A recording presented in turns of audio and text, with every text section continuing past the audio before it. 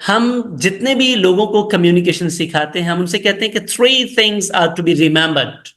3 چیزیں آپ نے کبھی نہیں بھولنی. وہ کہتے ہیں جی کون سی 3 چیزیں، جلدی جلدی بتائیں تاکہ ہم ان پہ عمل کریں اور ہم ایک ایکسپرٹ پبلک اسپیکر یا ایک کمیونیکیٹر بن جائیں.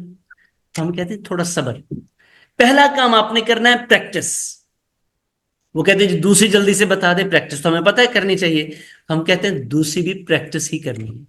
وہ کہتے ہیں پھر تیسری بتا دیں، تو بھائی تیسری بھی پریکٹس ہی کرنی ہے.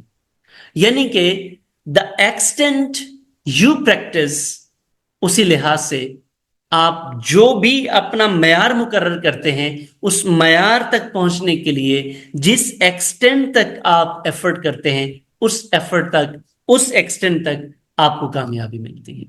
تو الٹیمیٹلی ہمیں یہ دیکھنا ہے کہ پبلک اسپیکنگ ہے کیا. ویسے آپ کے خیال میں پبلک اسپیکنگ صرف یہی ہے؟ اور ویسے سب لوگوں کی نظر میں پبلک اسپیکنگ یہی ہے کہ آپ نے کسی بڑے مجمع کے سامنے کھڑے ہونا ہے، کسی سٹیج پہ کھڑے ہونا ہے اور بس پھر آپ نے کمال کر دیں. ایسا ہی ہے نا؟ بالکل سر. جبکہ پبلک اسپیکنگ کو ہم تھوڑا، یہ بڑی لمیٹڈ ڈیفینیشن ہے. یہ بالکل اسی طرح ہے لیکن یہ بڑی لمیٹڈ ڈیفینیشن ہے. یعنی کہ ہم جو اسکوپ آف پبلک اسپیکنگ ہے اس کو بڑا ہی لمیٹائز کر رہے ہیں. تو یہ ہم زیادتی کر رہے ہیں ایکچولی پبلک اسپیکنگ کے ساتھ اور پبلک اسپیکرز کے ساتھ.